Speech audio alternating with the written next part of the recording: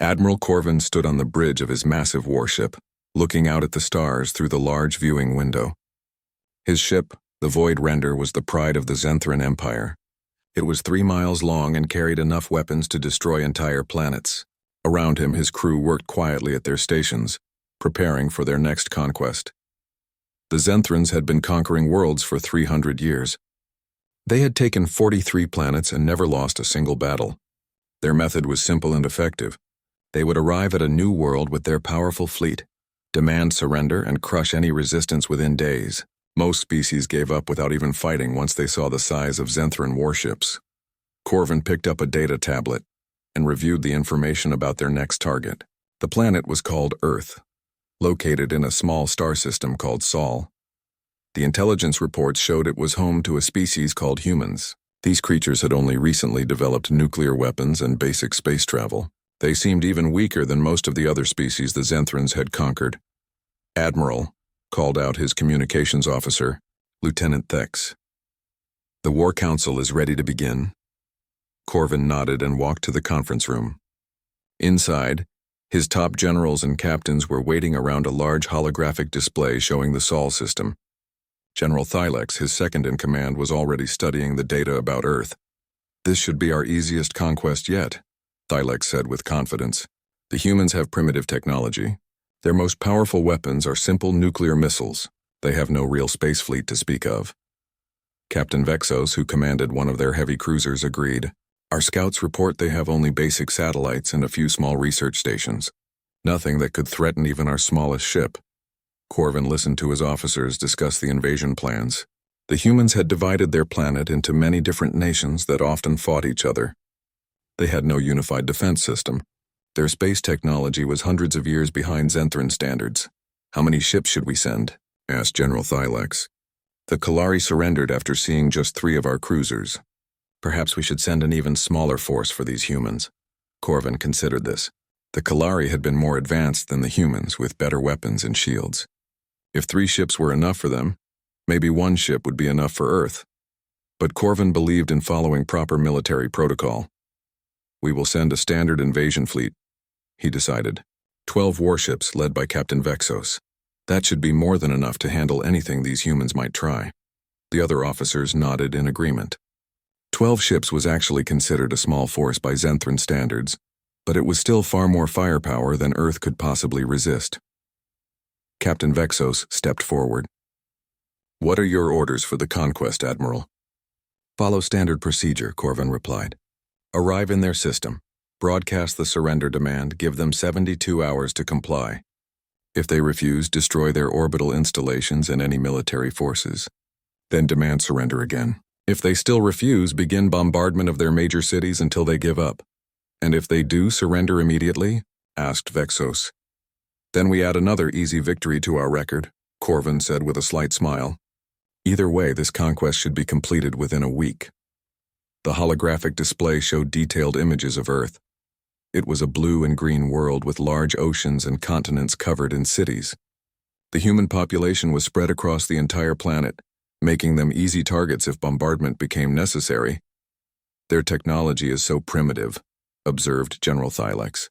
"They still use chemical rockets to reach space. Their fastest ships would take months to travel between planets in their own system." "What about their military forces?" asked another captain. "Laughable," Vexos replied, reading from his datapad. "They have armies that still use ground vehicles and aircraft. Their space forces consist of a few research vessels and communication satellites. Nothing that could even scratch the paint on our ships." Corvin walked over to the display and pointed at Earth. "This planet will be a valuable addition to our empire. It has good resources and a large population that can be put to work in our factories and mines. The conquest should generate excellent profits with minimal cost." The Zenthran Empire had built its success on exactly this kind of calculation. They conquered worlds that were rich in resources but weak in defense. The profits from each conquest funded the next one, making their empire stronger with every victory. "When do we depart?" asked Captain Vexos. "Tomorrow," Corvin decided. "I want this finished quickly so we can move on to the next target. Intelligence has identified several other promising worlds in this sector." As the meeting ended, the officers left to prepare their ships and crews. Corvin remained in the conference room studying the data about Earth one more time. Something about the humans intrigued him slightly. Unlike most species the Zenthrans encountered, humans seemed to have a history of warfare among themselves. Their planet showed evidence of many conflicts and battles, but this did not concern him. Internal fighting usually made species weaker, not stronger. A divided enemy was easier to conquer than a united one. The fact that humans could not even achieve peace on their own planet proved they would never be able to resist the Zenthran Empire. Lieutenant Thex entered the room. Admiral Captain Vexos requests permission to take his personal battlecruiser, the Dark Talon, as his flagship for this mission. Granted, Corvin replied. The Dark Talon was one of their newer ships, equipped with the latest weapons and shields. It was far more than necessary for dealing with primitive humans, but Corvin saw no reason to deny the request. Over the next day, Vexos assembled his fleet. Along with his flagship, he took 11 other warships of various sizes. The smallest was still larger than anything in Earth's space inventory. The largest could destroy cities with a single shot from its main cannon. As the fleet prepared to depart, Corvin reviewed the intelligence reports one final time. The humans had recently sent several small probes to other planets in their system. They had also begun construction of a larger space station. These were signs that their technology was advancing, but they were still centuries behind Zenthran capabilities. The reports also mentioned that humans had something called nuclear weapons, which they had used in warfare against each other. But these weapons were primitive compared to Zenthran energy cannons and plasma bombs. Even if humans tried to use their nuclear missiles against the invasion fleet, the Zenthran shields would easily protect them. Fleet ready for departure, Admiral, reported Captain Vexos over the communication system. Very well, Corvin replied. Proceed to Earth. Conquer it quickly and efficiently. I expect to hear of your victory within 10 days. Understood, Admiral. We will add Earth to the Empire's collection. Corvin watched as the 12 ships of the invasion fleet activated their faster-than-light drives and disappeared into hyperspace. In a few days, they would arrive at Earth and begin the conquest. By the end of the week, the humans would either be dead or working as slaves for the Zenthran Empire. He had no doubt about the outcome. In 300 years of conquest, the Zenthrans had developed their methods to perfection. No species had ever successfully resisted them for more than a few days. Most surrendered immediately when they realized the hopelessness of their situation. Soon, Earth would just be another number in the Empire's victory records. Another world conquered, another species enslaved, another step toward total galactic domination. The humans would learn, as 43 other species had learned before them, that resistance to the Zenthran Empire was futile. The alarm bells rang throughout the deep space monitoring station as the technician stared at his screens in disbelief. 12 massive objects had just appeared at the edge of the solar system, far larger than anything humans had ever built. Sir, you need to see this, called out radar operator Danny White to his supervisor. We have multiple contacts, unknown origin, approximately 12 objects moving toward Earth at incredible speed. Commander Steve Johnson rushed to the monitoring station and looked at the readings. The objects were enormous, each one several times larger than the International Space Station. They were moving faster than any known human spacecraft could travel. Are we sure these aren't meteors or asteroids? Johnson asked, though he already knew the answer. No, sir, White replied. These objects are maintaining perfect formation and adjusting course. They're definitely artificial, and they're headed straight for Earth. Within minutes, the emergency communication networks were buzzing with activity. The discovery was reported to military commanders around the world. At Peterson Space Force Base in Colorado, Admiral Jake Morrison was awakened by an urgent phone call. Admiral, we have a situation, said the voice on the phone. Unknown spacecraft approaching Earth. Multiple large vessels. ETA approximately 6 hours. Morrison was instantly awake. As the commander of Earth's small but growing space defense forces, he had always known this day might come. Humanity had wondered for decades if they were alone in the universe. Now they had their answer. I'm on my way, Morrison said, already getting dressed. Alert all department heads. This is not a drill. At the United Nations headquarters in New York, emergency meetings were being called. World leaders were contacted and briefed on the situation. Within hours, the Security Council was in emergency session. trying to figure out what to do about the approaching alien fleet. Meanwhile, the alien ships continued their approach. As they got closer, Earth's radio telescopes began picking up transmissions. The signals were clearly artificial, but in no human language. Computer specialists worked frantically to decode the messages. At 6 hours exactly, the alien fleet dropped out of faster-than-light travel and took up position just outside Earth's moon orbit. The 12 ships hung in space like dark monuments, each one bristling with what could only be weapons. Then the message came. It was broadcast on every frequency, in perfect English and dozens of other human languages. People of Earth. The voice was cold and mechanical. I am Captain Vexos of the Zenthran Empire. Your world has been selected for conquest and integration into our empire. You have 72 hours to surrender unconditionally. Lay down all weapons, disband your militaries, and prepare for occupation. If you comply, your deaths will be minimal. If you resist, your species will be eliminated. This is your only warning. The message repeated in different languages, then stopped. Earth's communication systems tried to respond, but the alien ships did not reply to any attempts at dialogue. In the emergency command center beneath Peterson Space Force Base, Admiral Morrison gathered his top officers. Commander Lisa Wright, his second-in-command, was studying the sensor readings of the alien ships. "What are we looking at?" Morrison asked.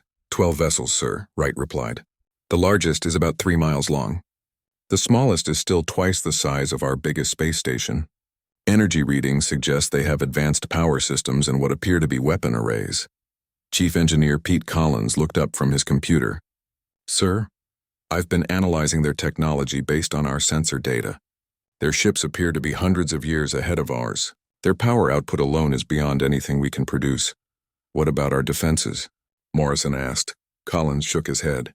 "Our satellite defense network and missile systems were designed to handle threats from other human nations. Against technology like this, they would be almost useless." Around the world, panic was spreading as news of the alien ultimatum reached the public.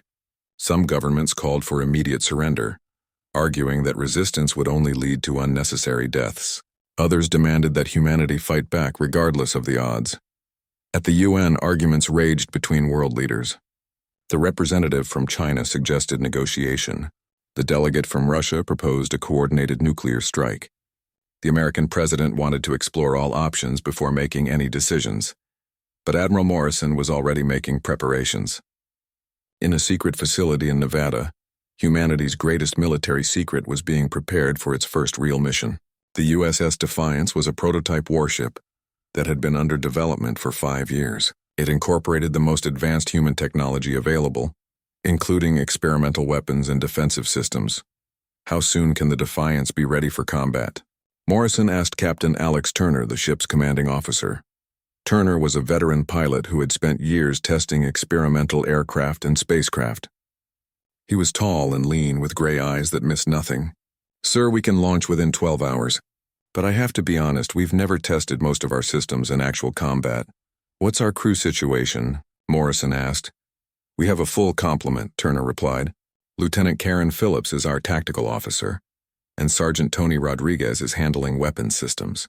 The crew has been training for months, but this will be their first real mission." The USS Defiance was not large compared to the alien ships. At only 800 feet long, it was smaller than the smallest enemy vessel. But it had been designed with one purpose in mind: to fight enemies with superior technology using speed, stealth, and advanced tactics. "Sir," Commander Wright said, "I've been studying the formation the alien ships are using. They're arranged in a standard patrol pattern, but they seem overconfident. They're not taking defensive positions or scanning for threats." This gave Morrison an idea. "They don't think we're dangerous enough to worry about." That could be an advantage. As the first day of the 72-hour ultimatum passed, governments around the world continued to debate. Some nations began evacuating their major cities. Others started mobilizing their military forces.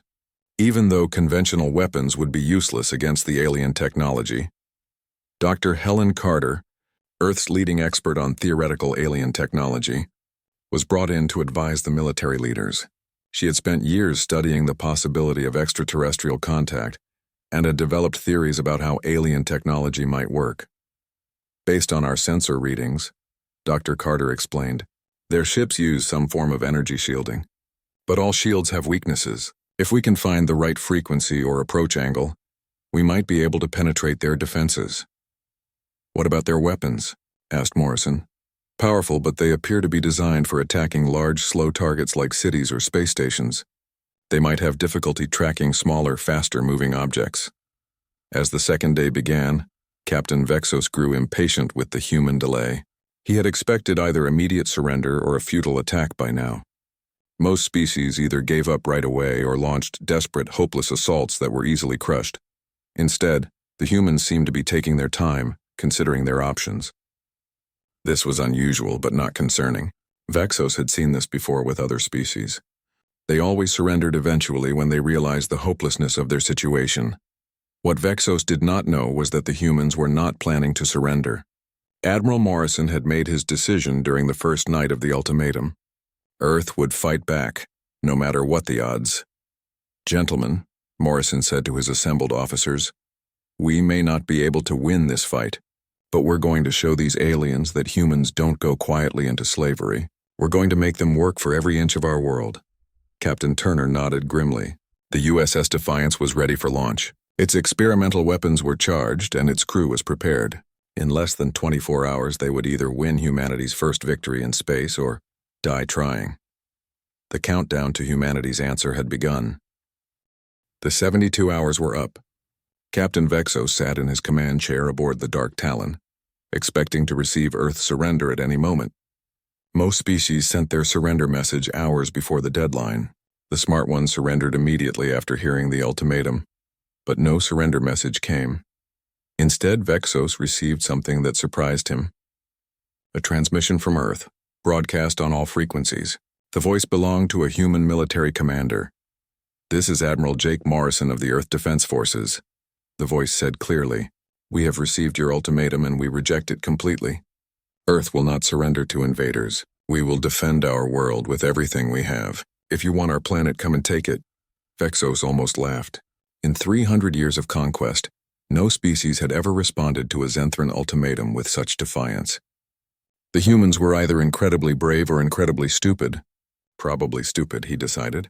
"Communications officer," Vexos ordered. "Send a message to all ships. Begin the attack. Destroy their orbital installations and any spacecraft. Show them what happens when they defy the Zenthran Empire." The 12 Zenthran warships moved into attack formation, approaching Earth's orbit. Their target was the cluster of space stations, satellites, and defensive platforms that humans had built around their planet. Destroying these would leave Earth helpless and force them to surrender. But as the Zenthran fleet moved closer, something unexpected happened. A ship emerged from behind Earth's moon, moving fast and heading straight toward them. "Captain," called out the sensor officer, "we have a human vessel approaching. It's small, about 800 feet long, much smaller than our ships."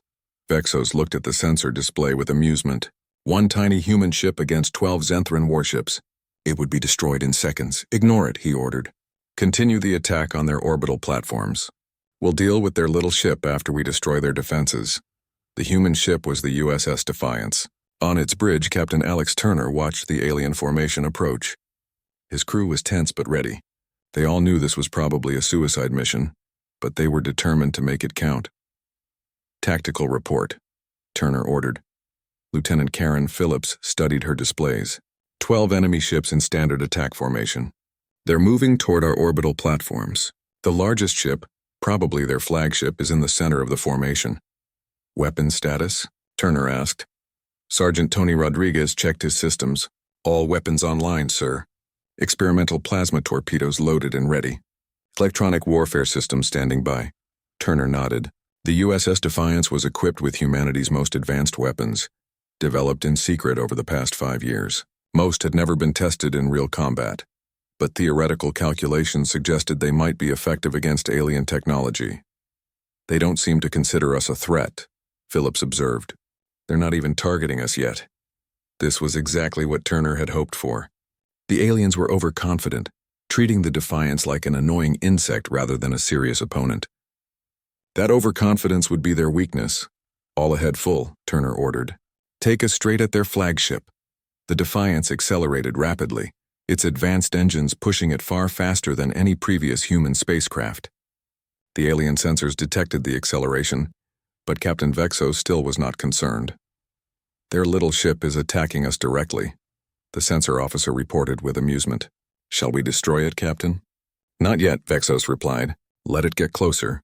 I want to see what pathetic weapons these humans think will work against our shields." This was a mistake. As the Defiance closed the distance, Turner gave his next order. "Begin electronic warfare. Jam their targeting systems." Rodriguez activated systems that had been developed by studying theoretical alien technology. Powerful electromagnetic pulses and false signals flooded the space around the Zenthran ships, interfering with their sensors and fire control systems.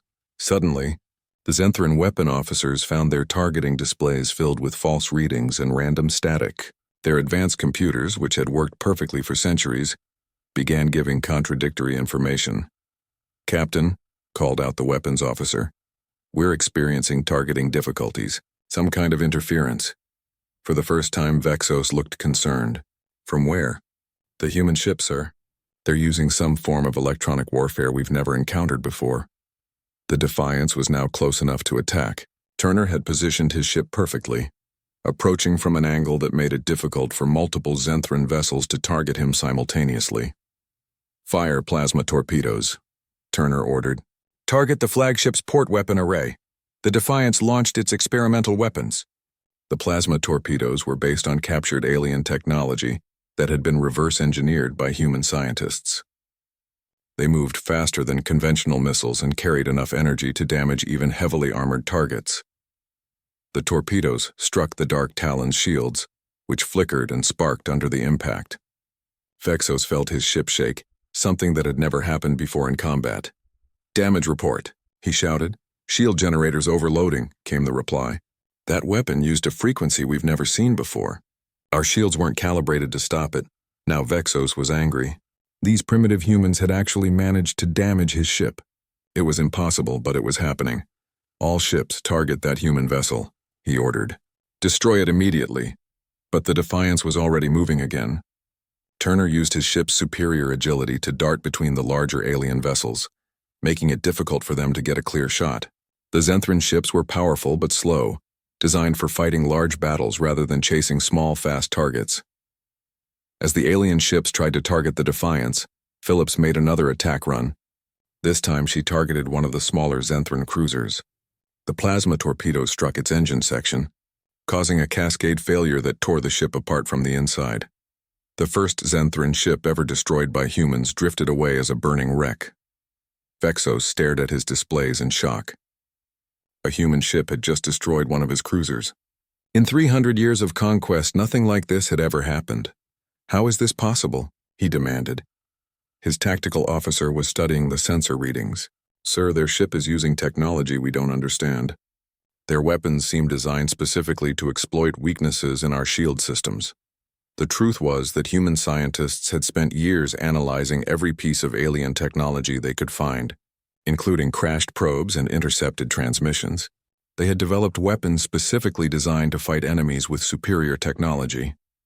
The Defiance continued its attack, striking another Zenthran ship and severely damaging its weapon systems. The aliens were beginning to panic, confused by an enemy that refused to behave according to their expectations. "Sir," called out the navigation officer, "the human ship is heading toward Earth's atmosphere." Turner was indeed retreating toward Earth. The Defiance could not survive a prolonged battle against 12 enemy ships, but it had accomplished its mission.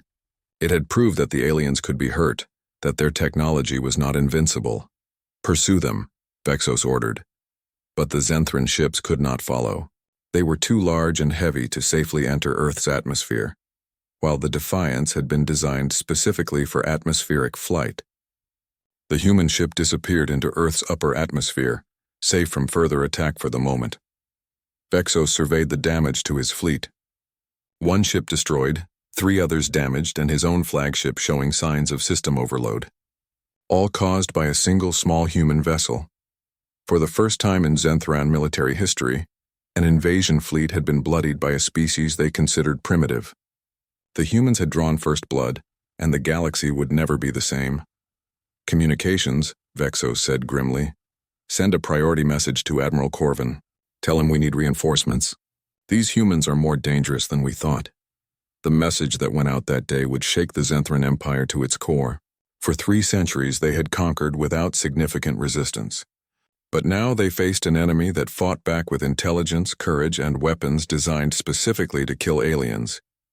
The easy conquest of Earth had become something else entirely. It had become a real war. News of the USS Defiance's victory spread across Earth like wildfire. For the first time since the alien ultimatum, humans dared to hope they might survive. The impossible had happened. A human ship had defeated aliens in space combat and lived to tell about it. In laboratories around the world, scientists worked around the clock to understand the captured alien technology. Dr. Helen Carter led a team of researchers at the Advanced Defense Research Laboratory, studying wreckage from the destroyed Zenthran cruiser that had crashed into the Pacific Ocean. The energy signatures are fascinating, Dr. Carter explained to her team, which included scientists Ben Parker and Amy Foster. Their shields operate on rotating frequencies, but they have predictable patterns. If we can match our weapons to exploit these patterns, we can penetrate their defenses. Ben Parker, a young physicist who had been studying alien propulsion systems, made an important discovery. Doctor, I think I've figured out how their faster-than-light drives work. They create a fold in space-time, but the process leaves their ships vulnerable for several seconds during emergence. Amy Foster, working on alien materials analysis, added her findings. Their hull armor is incredibly strong, but it has a weakness. Certain energy frequencies can cause resonance damage that spreads through their entire structure. Meanwhile, aboard the USS Defiance, Captain Turner and his crew were planning their next moves. The ship had taken damage during the battle, but Chief Engineer Pete Collins had worked with his team to make repairs using both human technology and salvaged alien components. The good news is that our electronic warfare systems worked better than expected, reported Lieutenant Phillips. The aliens had never encountered anything like our jamming techniques. Their computers couldn't adapt fast enough. Sergeant Rodriguez was pleased with the weapon's performance. The plasma torpedoes exceeded all projections, sir. With the modifications Dr. Carter's team is developing, we should be even more effective in the next engagement. But Turner knew that one ship, no matter how advanced, could not defeat 12 alien warships in a prolonged battle. What's the status of the Earth Defense Fleet expansion? Collins consulted his reports. Admiral Morrison has authorized the conversion of civilian vessels into combat ships. We're modifying mining ships, cargo haulers, even luxury yachts. Anything that can mount weapons and survive in space. The conversion project was happening at shipyards around the world. The largest civilian spacecraft were being retrofitted with armor plating, weapon systems, and the best defensive equipment human technology could provide. It would not make them equal to alien warships, but it would give them a chance to fight. Captain Vexos, meanwhile, was dealing with his own problems. His fleet was damaged and demoralized. For the first time in their military careers, Zenthran warriors had been outfought by supposedly primitive enemies. Status report on fleet repairs. Vexos demanded from his engineering officer. The Dark Talon's shields are operating at 60% efficiency, came the reply. The cruiser Void Strike has lost most of its main weapons. The destroyer Nightfall is barely spaceworthy. Vexos had sent his request for reinforcements to Admiral Corvin, but he knew it would take time for additional ships to arrive. In the meantime, he had to maintain the blockade of Earth while his fleet was weakened, and facing an enemy that had proved more dangerous than expected. What Vexos did not know was that the humans were not waiting for him to recover. Admiral Morrison had authorized a new type of warfare that the Zenthrans had never encountered: guerrilla tactics in space. Small groups of converted civilian ships began attacking Zenthran supply lines and communication relays. A mining vessel called the Iron Mountain, equipped with improvised weapons, destroyed an alien scout ship that had been monitoring Earth's radio transmissions. A cargo hauler named Deep Space managed to damage a Zenthran communication satellite, disrupting their ability to coordinate their forces. These attacks were small, but they had a psychological impact that was far greater than their military value. The mighty Zenthran Empire was being harassed by converted garbage haulers and mining ships. Warriors who had conquered 43 worlds were being outmaneuvered by merchant captains and civilian pilots. Dr. Carter's team made another breakthrough when they managed to decode part of the Zenthran communication system. We can intercept their messages, she told Admiral Morrison during a secure video conference. "We're starting to understand their tactical procedures and fleet organization. This intelligence proved invaluable when the Zenthrans attempted their next major attack." Captain Turner, commanding the Defiance from a hidden position behind one of Earth's orbital platforms, listened in on Zenthran communications as they planned an assault on the lunar mining colonies. "They're sending 4 ships to attack the moon bases," Turner reported to Admiral Morrison. "This might be our chance to even the odds." The plan that Morrison and Turner developed was risky but clever. They would use the moon's low gravity and rough terrain to their advantage, turning the lunar surface into a battlefield where human agility could overcome alien firepower. As the 4 Zenthran ships approached the moon, they found what appeared to be a lightly defended mining operation. The lunar colonies looked vulnerable, protected only by a few small defensive satellites. But it was a trap. The USS Defiance and 6 converted civilian ships were hidden in the shadows of lunar craters, waiting for the aliens to come within range. When the Zenthran ships moved in to attack the mining facilities, the human fleet struck from multiple directions. The battle was fierce but brief. The Zenthran ships found themselves caught between the lunar surface and attacking human vessels, unable to maneuver effectively in the confined space. The Defiance led the attack, its plasma torpedoes punching through alien shields while the converted civilian ships provided covering fire. 2 more Zenthran ships were destroyed, and a third was severely damaged before it could retreat to rejoin the main fleet. The humans had not lost a single vessel. Captain Vexos received the news with growing alarm. His fleet was now reduced to 7 operational ships, while the humans seemed to be getting stronger and more organized with each battle. "How is this possible?" he demanded of his tactical officer. "These creatures were supposed to be primitive. They should have surrendered days ago." "Sir," the tactical officer replied carefully, "perhaps we underestimated them. Their technology may be less advanced than ours, but they're using it in ways we never expected, and they seem to learn from each engagement, adapting their tactics to exploit our weaknesses." The truth was becoming clear to the Zenthran forces. Humans were not like the other species they had conquered. Most aliens fought the same way the Zenthrans did, using straightforward tactics and relying on superior firepower. But humans thought differently. They used deception, misdirection, and unconventional strategies that the Zenthrans had never encountered. Back on Earth, the victory at the lunar colonies inspired even greater efforts.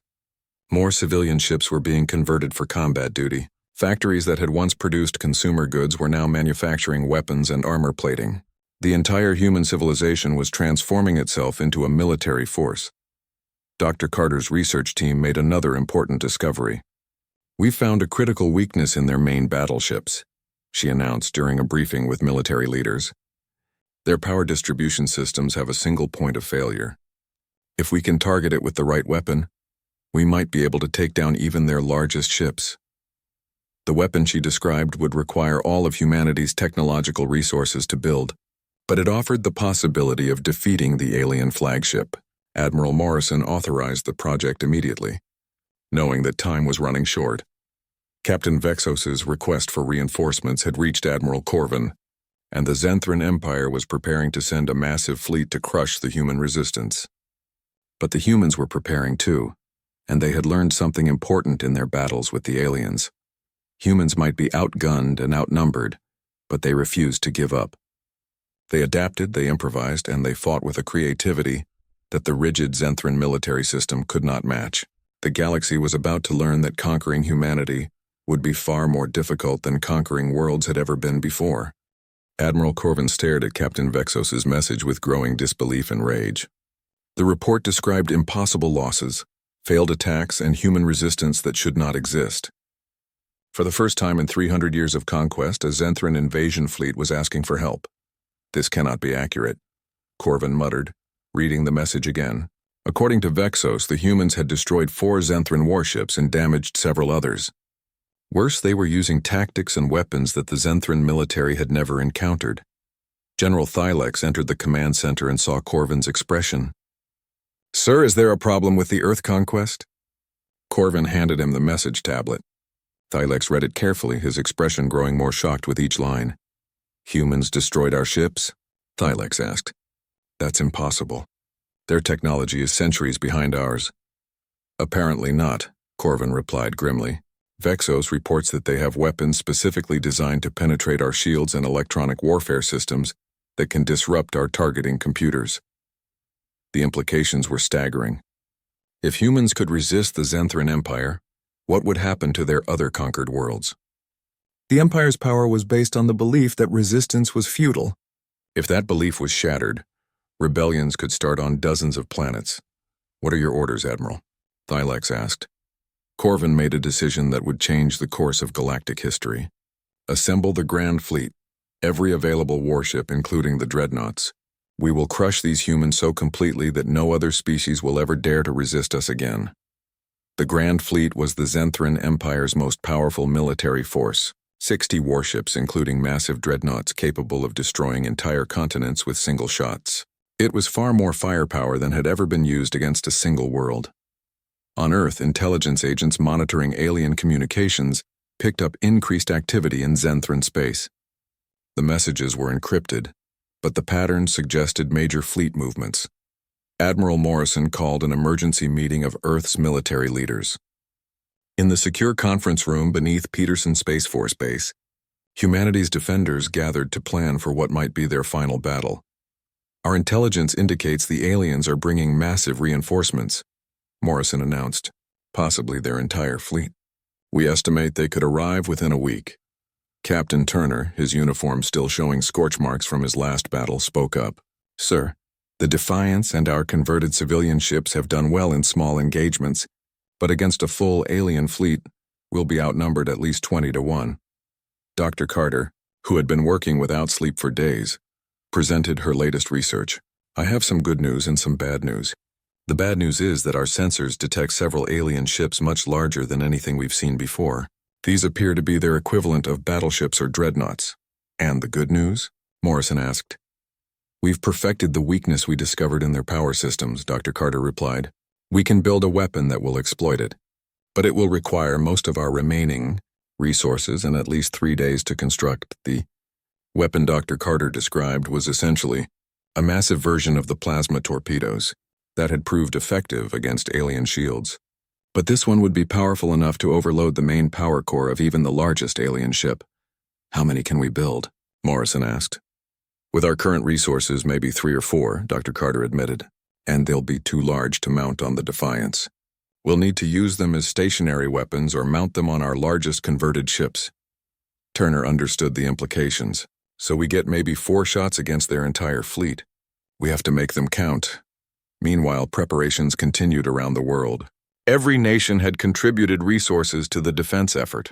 Factories in China were producing armor plating. Engineers in Germany were building advanced sensors. Scientists in Japan were developing new electronic warfare systems. But perhaps most importantly, human courage was spreading throughout the solar system. On Mars, the small research colonies were building defensive positions. On the asteroid belt mining stations, workers were converting their industrial equipment into weapons. Even on the outer planets, scientific outposts were preparing to fight. General Patrick Hayes, commanding the Global Defense Coordination, reported on military preparations. We have 37 ships ready for combat, sir. Most are converted civilian vessels, but they're armed with our best weapons and crewed by volunteers. Colonel Maria Santos added her report on ground-based defenses. If the aliens break through our space defenses, we have prepared defensive positions in major cities. Every military unit on Earth is ready to fight, and civilian militias are being formed in every nation. The determination was admirable, but Morrison knew the mathematics were grim. Humanity's entire space fleet consisted of fewer than 40 ships, most of them converted civilian vessels. The aliens were bringing 60 warships, including giant dreadnoughts that could probably destroy Earth's entire fleet with their main guns. But humans had one advantage the aliens did not expect. They had spent the past weeks learning how to fight Zenthrans. Every battle had taught them something new about alien tactics, technology, and weaknesses. Captain Turner proposed a desperate but brilliant strategy. Sir, we can't match their firepower, but we can use the entire solar system as our battlefield. We know this system better than they do. We can use planets, moons, asteroid fields, everything as cover and concealment. Explain, Morrison said. Instead of meeting them in open space where their superior numbers would overwhelm us, We force them to fight in confined areas where they can't bring all their ships to bear at once. We make them come to us on ground we've prepared. Dr. Carter supported the plan. Our intelligence suggests their ships are designed for large fleet battles. They may have difficulty coordinating in the complex gravitational environment of our solar system. The plan that emerged was audacious and desperate. Human ships would be positioned throughout the solar system, using planets and asteroids as cover. The aliens would be forced to fight multiple small engagements instead of one large battle, negating their numerical advantage. The USS Defiance would lead the defense, using its speed and advanced weapons to strike at the alien flagship.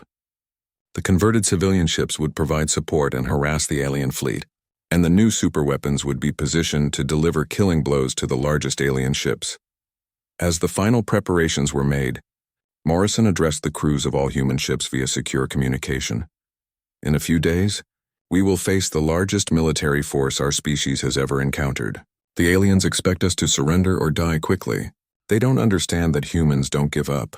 We've survived ice ages, world wars, and natural disasters. We've reached for the stars despite every obstacle. And now when aliens threaten our world, we'll show them what humans are really made of.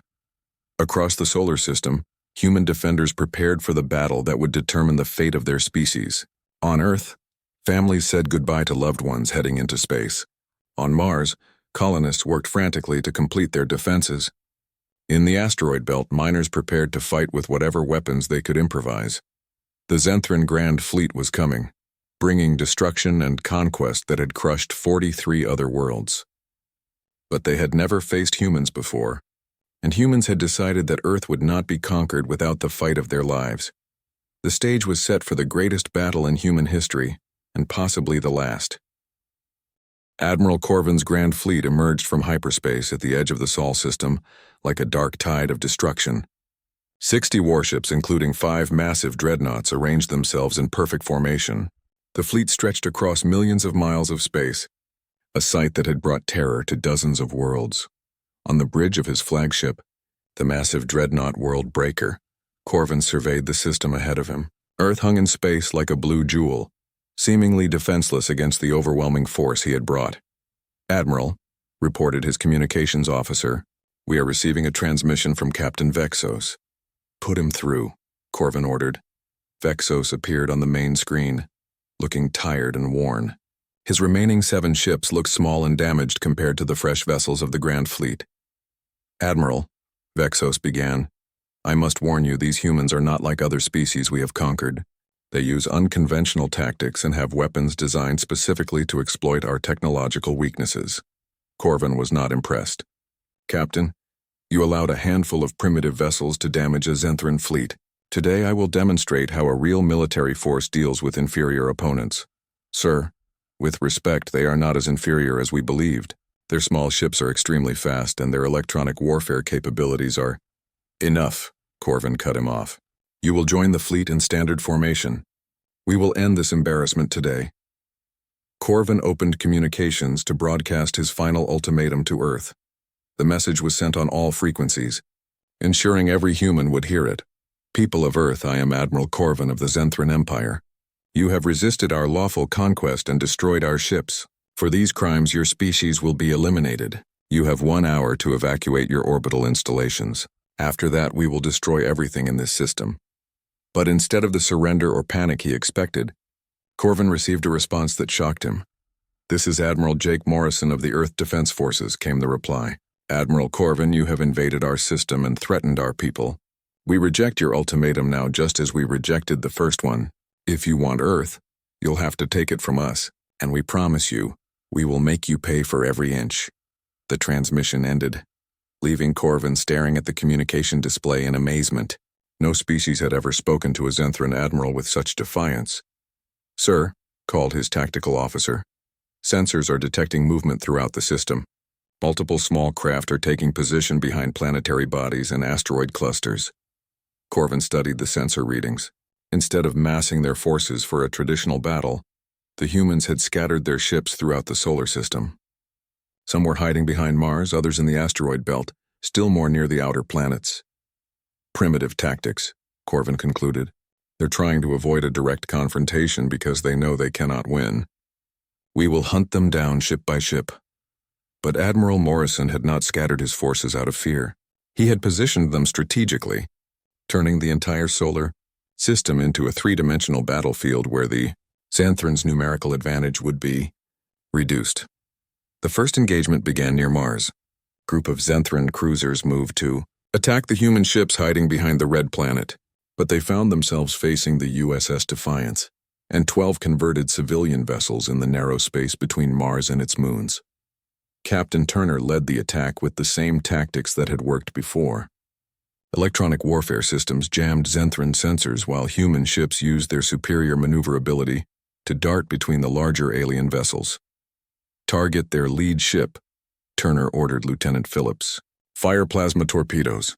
The experimental weapons struck the Xanthran cruisers' shields, causing them to flicker and fail. The alien ship, designed for fighting in open space, could not maneuver effectively in the confined area between Mars and its moons. A converted mining ship called the Red Rock, commanded by former asteroid miner Jack Wilson, rammed the damaged cruiser at full speed.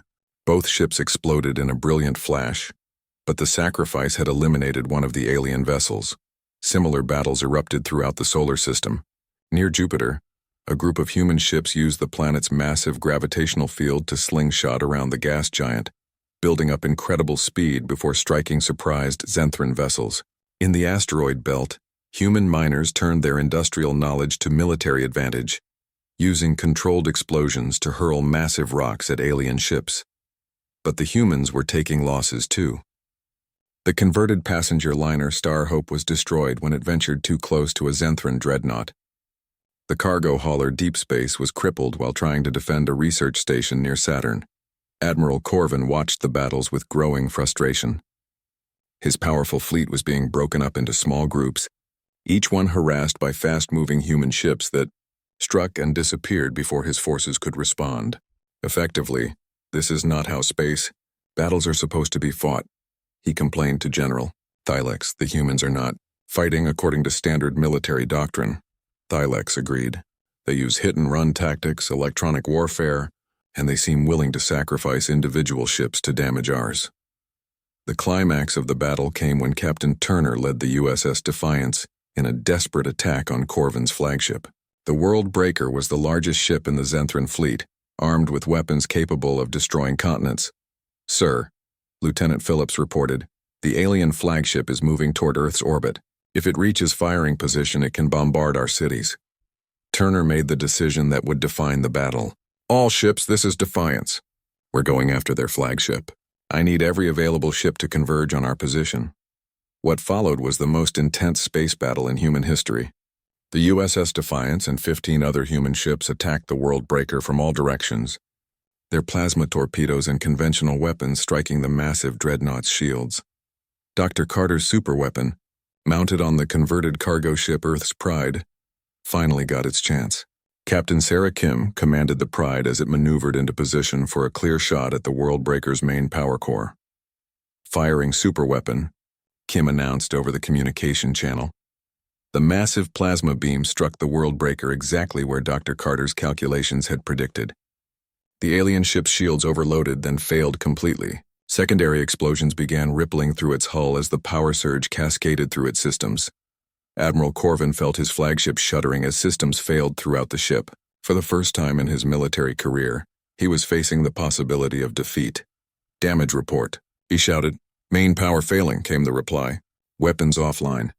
Life support critical. Sir, we need to evacuate." But there would be no evacuation. The USS Defiance, battle-scarred but still fighting, made one final attack run. Captain Turner, his ship damaged and his crew exhausted, lined up for a direct strike on the World Breaker's bridge. "For Earth," Turner said quietly, and fired every weapon his ship had. The combined impact of human weapons and the cascade failure of the alien power systems was too much for even the mighty World Breaker. The dreadnought exploded in a flash of light visible from Earth's surface, taking Admiral Corvin and his entire crew with it. The destruction of the flagship broke the morale of the remaining Xanthran fleet. Ships that had conquered dozens of worlds found themselves retreating from converted human garbage scows and mining vessels. The mighty Xanthran Empire, for the first time in its history, had been defeated. As the surviving alien ships fled toward hyperspace, The battered human fleet regrouped near Earth.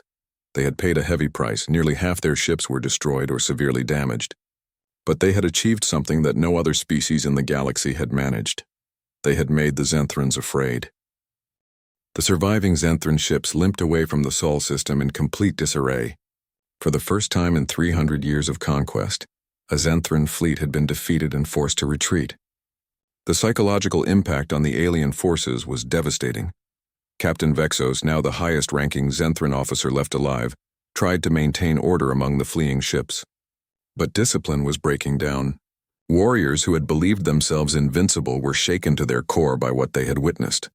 "Sir," his communications officer reported, "we're receiving messages from the other ships. Some commanders are requesting permission to abandon the mission entirely." Vexos stared out at the stars, trying to process what had happened. Admiral Corvin was dead, along with thousands of Zenthran warriors. The World Breaker, pride of the fleet, was nothing but scattered debris, and it had all been accomplished by a species they had dismissed as primitive. "Send a message to High Command," Vexos ordered grimly. "Tell them that the conquest of Earth has failed. Tell them that humans are unlike any enemy we have ever faced." Meanwhile, near Earth, the battered human fleet was regrouping. The USS Defiance barely made it back to orbit. Its hull cracked and systems failing. Captain Turner was wounded but alive, supported by Lieutenant Phillips as they surveyed the damage to their ship. "Status report," Turner requested weakly. Sergeant Rodriguez consulted his damaged instruments. "Sir, we've lost 40% of our offensive systems and our main engine is offline. But we're alive, and so is Earth." The cost of victory was enormous. 18 human ships had been destroyed, taking their brave crews with them. The converted mining ship Red Rock, the passenger liner Star Hope, the cargo hauler Deep Space, and many others would never return home. But their sacrifice had saved Earth from conquest. Admiral Morrison addressed the surviving crews via emergency communication channels. "Today, humanity faced its greatest test and passed.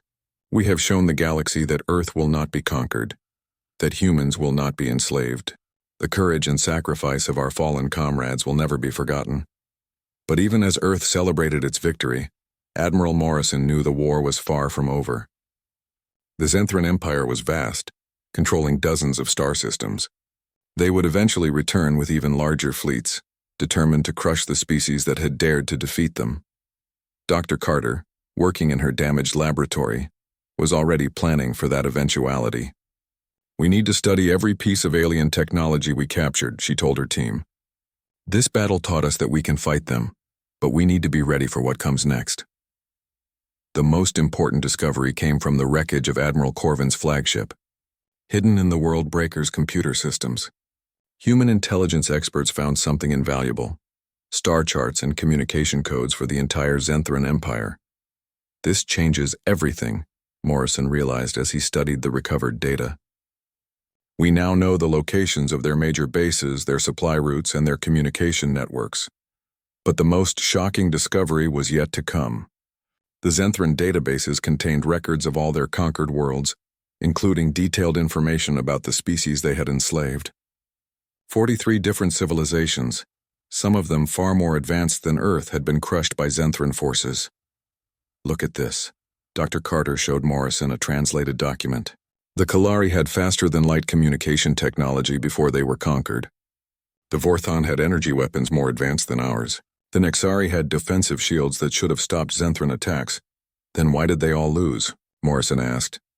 Because they all fought the Zenthrans the same way the Zenthrans expected to be fought, Dr. Carter replied. Traditional military tactics, ship against ship, technology against technology. None of them thought to use unconventional warfare the way we did. The implications were staggering. If humans could share their knowledge and tactics with the conquered species, it might be possible to start rebellions throughout the Zenthran Empire. The galaxy's greatest military power could be brought down not by superior technology, but by the simple human concepts of guerrilla warfare and creative thinking. Admiral Morrison made a decision that would change galactic history. We're going to contact these enslaved worlds. We're going to teach them how to fight back. Using captured Zenthran communication equipment, Earth began broadcasting messages to the conquered planets. The messages were simple. Humans had defeated the Zenthrans, and they were willing to share their knowledge with any species brave enough to rebel. The response was immediate and overwhelming. On the Kalari homeworld, resistance fighters who had been hiding for decades suddenly found hope. On Vorthan colonies, enslaved workers began sabotaging Zenthran mining operations. Throughout the Empire, species that had given up all hope of freedom began to remember what it meant to resist. The Zenthran High Command received reports of rebellions breaking out across their territory. Worlds that had been peaceful for centuries were suddenly erupting in violence. Supply convoys were being attacked. Communication networks were being disrupted. The empire that had seemed unshakable was beginning to crumble from within. General Thylex, now the highest-ranking Zenthran military officer, called an emergency session of the High Command. "The humans have done more than defeat our fleet," he reported. "They have inspired rebellion throughout our empire. Our conquered species are no longer afraid of us." The political leader of the Zenthrans, Supreme Governor Nexal, demanded answers. "How can one small planet cause such chaos? How can primitive humans threaten our entire civilization?" "They're not as primitive as we believed," Thylex admitted. "They think differently than we do. While we rely on superior technology and overwhelming force, they use deception, creativity, and tactics we've never encountered. And now they're teaching these methods to our slaves." Back on Earth, the human war effort was expanding beyond the solar system. Using captured Zenthran faster-than-light technology, human engineers were building new ships capable of traveling to other star systems. The first target would be the nearest enslaved world, where human advisors would help local rebels fight for their freedom. Captain Turner, recovered from his injuries, was chosen to command the first interstellar mission. The USS Defiance had been rebuilt and upgraded with the best combination of human and captured alien technology. It was no longer just a prototype warship, but the flagship of humanity's expanding role in galactic affairs. "Our mission is to reach the Kalari homeworld and establish contact with their resistance movement," Turner briefed his crew. "We'll provide them with weapons, tactics, and technical support. If we succeed, we'll have allies in our fight against the Zenthran Empire." Lieutenant Phillips, now promoted to commander after her heroic service in the Earth battle, studied the mission parameters. "Sir, intelligence suggests the Kalari are more advanced than us in some areas. If we can combine their technology with our tactics, we might be able to free the entire sector," Turner finished. "And that's just the beginning." The USS Defiance departed Earth orbit on humanity's first interstellar military mission, carrying not just weapons and supplies but something far more dangerous to the Zenthran Empire. The idea that freedom was possible, that the mighty could be brought low, and that sometimes the greatest victories came not from superior firepower, but from refusing to accept defeat. Behind them, Earth prepared for the inevitable Zenthran counterattack, but humanity was no longer fighting alone. Across the galaxy, enslaved species were awakening to the possibility of freedom, inspired by the example of a small blue world that had looked at the most powerful empire in the galaxy and said, "No." The Zenthrans had built their empire on the belief that resistance was futile.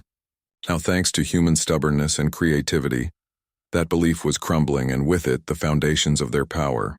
6 months after the great victory at Earth, the galaxy had changed forever. The Zenthran Empire, once the undisputed master of dozens of star systems, was fighting rebellions on 17 different worlds. The invincible conquerors were learning what it meant to be afraid. Captain Turner stood on the bridge of the USS Defiance as it approached the Kalari homeworld. The past months had been busy ones. Human advisors and weapons had reached 6 different rebel groups, and the results had exceeded all expectations. Species that had been enslaved for decades were fighting back with devastating effectiveness. "Sir," Commander Phillips reported, "we're receiving a transmission from the Kalari resistance. They're requesting permission to come aboard." "Granted," Turner replied. "Let's meet our new allies." The Kalari delegation that boarded the Defiance was led by a tall, graceful being named Vel Karan. The Kalari had been conquered 30 years earlier, despite having technology more advanced than Earth's in many areas. But they had fought the Zenthrans using traditional military tactics and had been crushed. Captain Turner, Vel Karan said in excellent English, learned from intercepted human broadcasts. "Your people have given us something we thought was lost forever: hope." "Your people gave us something valuable too," Turner replied. "Your faster-than-light communication technology has allowed us to coordinate resistance efforts across the galaxy." The partnership between humans and Kalari had proved remarkably effective. Human tactical knowledge combined with advanced Kalari technology created weapons and strategies that the Zenthrans could not counter. Their latest joint operation had liberated 3 mining worlds in the Outer Rim. "What is the status of the rebellion?" Turner asked. Velkaran activated a holographic star map. 17 worlds now have active resistance movements. The Vorthan have retaken their capital city. The Nixari have destroyed the Zenthran garrison on their homeworld, and 3 more species have contacted us asking for help to start their own rebellions. Back on Earth, Admiral Morrison was coordinating what had become a galactic war of liberation. His command center, rebuilt and expanded after the battle, now monitored operations across dozens of star systems. Dr. Carter entered with her latest intelligence report. "Admiral, we've intercepted Zenthran military communications. They're planning a massive counterattack aimed at Earth. 3 full fleets, over 100 ships." Morrison was not surprised. They know that if they can crush Earth, the rebellions will lose their inspiration and leadership. "When do they arrive?" 6 weeks, Dr. Carter replied. "But sir, we're not the same Earth they attacked before. We have allies now, and technology they've never seen." She was right. The past months had transformed Earth's military capabilities. Human engineers working with technology provided by liberated worlds had built a new generation of warships. The Earth Defense Fleet now included vessels equipped with Kalari faster-than-light drives, Vorthan energy shields, and Nexari quantum torpedoes. More importantly, Earth was no longer fighting alone. Allied fleets from 6 different species were converging on the Sol system, prepared to help humanity face the Zenthran counterattack. General Patrick Hayes reported on the global defense preparations. "Sir, we have 48 ships ready for battle, including 12 of the new Alliance cruisers. Our orbital defenses have been upgraded with alien technology, and our ground forces are better equipped than ever. But the most important change was not technological. It was psychological. The rebels had learned something the Zenthrans never expected them to discover. Their oppressors were not invincible. Fear had changed sides in the galaxy, and now it was the Zenthrans who were afraid. This became clear when the Zenthran counterattack fleet, led by General Thylex himself, arrived in the Sol system. Instead of the confident armada that had attacked Earth 6 months earlier, they found a fortress system defended by ships from multiple species, all united in their hatred of Zenthran tyranny. "General," reported the sensor officer, "we count 63 enemy ships in various configurations. Some of the designs are unfamiliar." Thylex studied the tactical display with growing concern. The humans were no longer alone, and their allied fleet included technology from across the galaxy. His intelligence reports had warned him about this possibility, but seeing it was still shocking. "Communications," Thylex ordered. "Broadcast surrender demands to all ships in the system." The response came not just from Admiral Morrison, but from the commanders of 6 different species. "This is Admiral Morrison of Earth. General Thylex, you are not welcome in our system. This is Fleet Commander Velkaran of the Kalari Liberation Navy. Your Empire's time is ending. This is War Leader Thex Volan of the Free Vorthan Republic. We do not surrender. We do not retreat." Similar messages came from Nexari, Zelthan, Karavi, and 3 other species. The galaxy's enslaved peoples had found their voice, and they were speaking in unison. The battle that followed was unlike anything the galaxy had ever seen. Instead of the orderly fleet engagements that Zenthran doctrine prescribed, it became a chaotic free-for-all where human guerrilla tactics mixed with alien technologies in devastating combinations. The USS Defiance, now equipped with the best technology from multiple worlds, led coordinated attacks that struck Zenthran formations from impossible angles. Kalari ships used their advanced sensors to provide targeting data, while Vorthan vessels provided heavy firepower support. The Zenthrans found themselves facing opponents who had learned from human examples. Ships that should have surrendered when outnumbered instead fought with desperate courage. Vessels that should have been destroyed found ways to inflict damage even in death. But the turning point came when the Allied fleet revealed their secret weapon, a massive space station that had been built in Earth's outer system using technology from all the liberated worlds. The station, called Freedom Base, was equipped with weapons that combined the best innovations from dozens of species. "This is Freedom Base to all Allied ships," came the announcement. "Primary weapon charging. All ships clear the target zone. The weapon that fired from Freedom Base was something entirely new, a combined energy beam that used Kalari focusing technology, fourth-hand power sources, Nexari quantum effects, and human targeting systems. When it struck General Thylex's flagship, the massive dreadnought simply ceased to exist. The psychological impact was immediate and complete. The Zenthran fleet, which had come to crush the rebellion, found itself overwhelmed by an alliance they had created through their own cruelty. Ship after ship was destroyed or forced to surrender, and those that escaped carried news of defeat back to the Empire. General Thylex died as Admiral Corvin had died before him, victim of species he had considered inferior. But his death marked more than the end of another Zenthran leader. It marked the beginning of the end for the Empire itself. In the weeks that followed, rebellions erupted on 30 more worlds. The Zenthran military, already stretched thin trying to hold their territory, could not cope with simultaneous uprisings across the galaxy. Their supply lines collapsed, their communication networks were sabotaged, and their garrison forces found themselves surrounded by hostile populations. The USS Defiance and ships from the Allied fleet carried human advisors to rebel groups throughout Zenthran space. Wherever they went, they brought not just weapons and technology, but something more dangerous to tyranny: the knowledge that freedom was possible. Within a year, the Zenthran Empire had collapsed entirely. Some worlds declared independence, others formed new alliances, and a few simply rejoiced in being free from oppression. The galaxy's political map was redrawn by species who had never expected to be free. On Earth, Admiral Morrison stood in the rebuilt command center, looking at the star charts that now showed dozens of free worlds where once there had been only Zenthran colonies. The cost had been enormous. Thousands of humans and millions of aliens had died in the liberation wars. But the result was a galaxy where freedom was no longer just a dream. Dr. Carter joined him, carrying the final intelligence report on Zenthran activities. "It's over," she announced. "The last Zenthran military base has been captured. Their government has officially surrendered." Morrison nodded, but his expression remained serious. "We've won this war, but we can't let our guard down. There will always be those who seek to conquer others. We need to make sure this never happens again." The solution came in the form of the Galactic Defense Alliance, a union of free worlds dedicated to mutual protection and the prevention of future empires. Earth, as the species that had started the rebellion, was chosen to host the Alliance headquarters. But perhaps the most important legacy of the war was not political or military, but philosophical.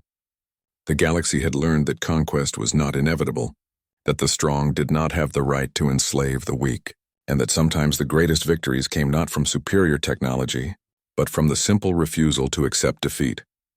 The Zenthrans had conquered 43 worlds before they encountered humanity. They had built their empire on the belief that resistance was futile, and surrender was the only rational choice when faced with overwhelming force. They had never met a species that would rather die fighting than live in chains. They had never encountered the human concept that freedom was worth any price, that dignity could not be purchased with safety, and that sometimes